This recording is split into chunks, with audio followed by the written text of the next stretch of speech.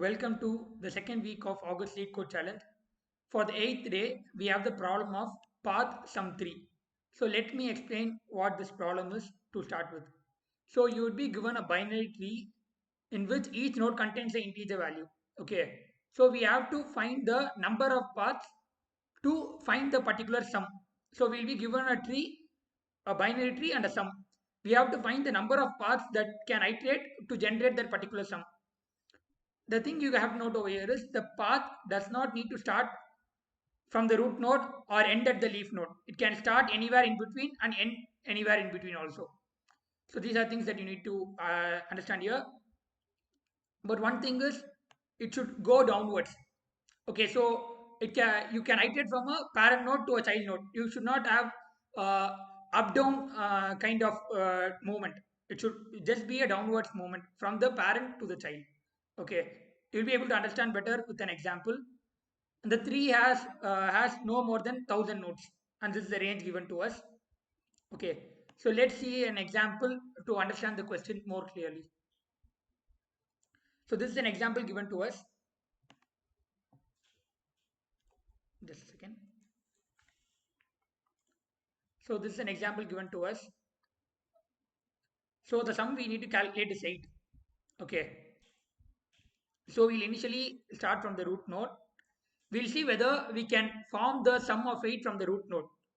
So from 10, I can go over here. The sum would be 15. Then if I go over here, the sum would be 18. If I go over here, the sum would be 17. Okay. So finally, if I go over here, it would be 21. Here it would be 16. So nowhere the sum 18 can be formed when I start from 10. So I'll check all these conditions. From 10, we are not able to get the answer. Then I'll go to the left. Okay. From 5, I will check whether I can get the sum of 8. So first I will go to the left of 5. So 5 plus 3 is 8. We are getting the sum, which is 1. Let's keep the path to be 1 right now. From here, I will go to the left of left. So the sum would be 11. So it is not equal to 8. This time I will go to the right. The sum would become 6. So it is also not feasible. So once all the left subtrees are over for the number 5, then I'll go to the right subtree. So 5 plus 2 is 7. It is not equal to 8. Then I'll go to the right of 8. So this would be 8. Okay. So similarly, I'll go for the 10. Over here, we have a sum of, when I start from 3 minus 3 and I go to 11, the sum would be 8. So these are the three. I'll just mark the three places where we get the sum of 8. Okay. One is this. It's also highlighted over there itself. I'm just making sure you're able to see it again. So these are sums. So it starts two of them start at 5, one of them start at minus 3. Okay.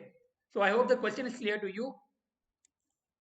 So the solution what we are going to try is also quite similar to this. We are going to do a recursive solution. Okay. So let's see. So we start from the root node. We'll include it and see whether at any point of place we are able to get the sum of 8. Okay. Then we'll iterate to another node. So let's get started. So initially, let's say uh, if the root is true, the root should not be null. Okay. If the root is not null, what we'll do is we'll also keep int path to count the number of paths. Okay. So if the root is not equal to null, what we do is from the root uh, we call a function called as helper. So let's have a helper function. So it's not going to return anything.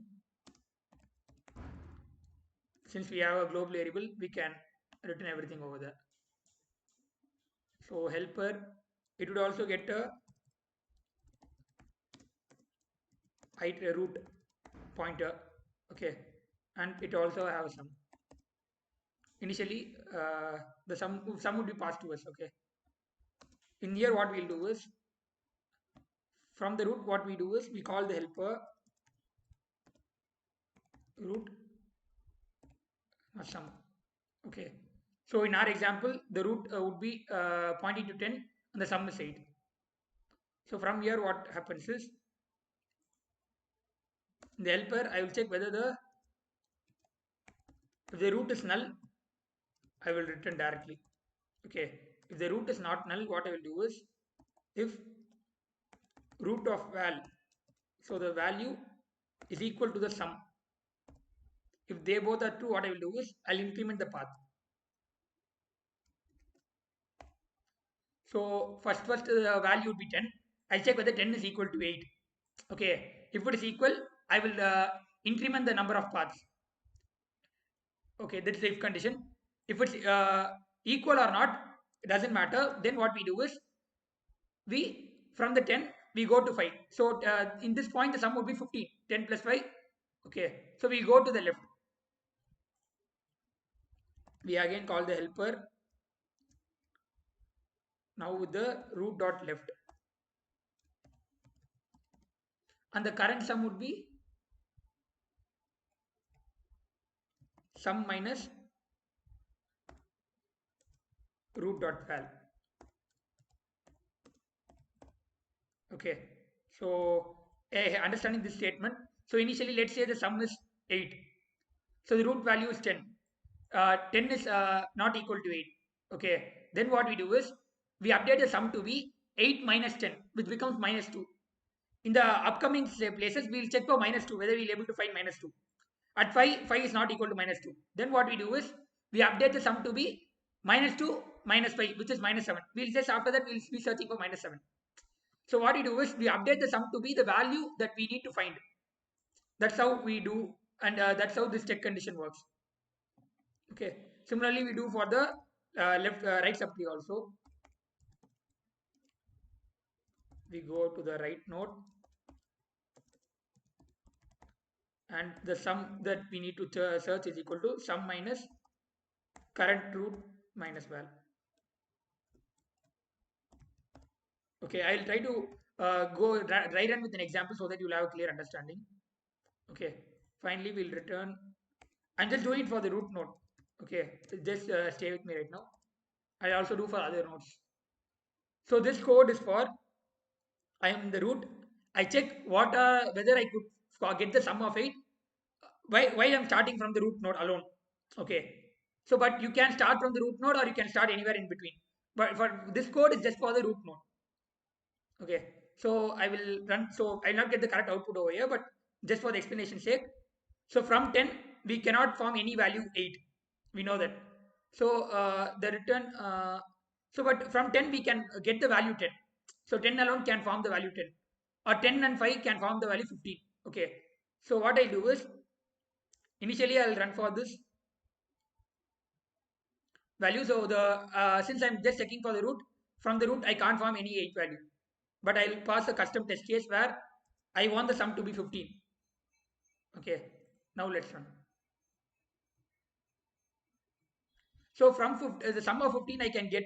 Okay, because starting from the root I'm able to get the 10 plus 5 is 15. I have one way. Okay, so that's how. So right now we have written a code just to check whether the sum can be formed from the root. Now what we are going to do is we are going to do this for all the other nodes also. So to do that, what we'll do is we call the path sum again, but this time not from the root, from the root of left, and the sum is going to be similar. So it's going to do the same thing, but instead of calling from the root node, we are going to the left and calling it from there. Okay. So first we'll check starting from here whether we have sum of 8. Then what we go is we go to this node and check whether this subtree has a sum of 8. Okay, just the 5, 3, 2, this part. We'll check whether this part has a sum of 8. After doing this, what we'll do is we'll check whether this part has a sum of 8. Okay, we'll do it again repeatedly, recursively. Okay, I hope this is clear. So similarly, we have to do for the right subtree also.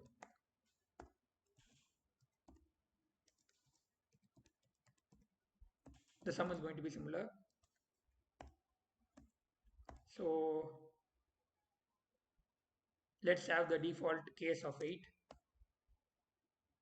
Let's see what the output we are getting. So we are getting the correct output. Let's run the code and submit it. So it's getting accepted. As you can see, the runtime is actually quite good. It runs within 20 milliseconds and it beats more than 94%. The thing is, but we can even more optimize the solution. Okay, we are checking it for each and every node. We can optimize it by using a hash map, but we are not going to explain it over here. The memory usage is also very good. It beats more than 90% of the submissions. So both of them are quite good, but we can improve the time by storing it in a hash table. Okay, that's the one thing that I wanted to tell. Okay, so before ending the video, I'll just try run with an example. So the input that we got is 10, 5 minus 3. I'll use a blue color.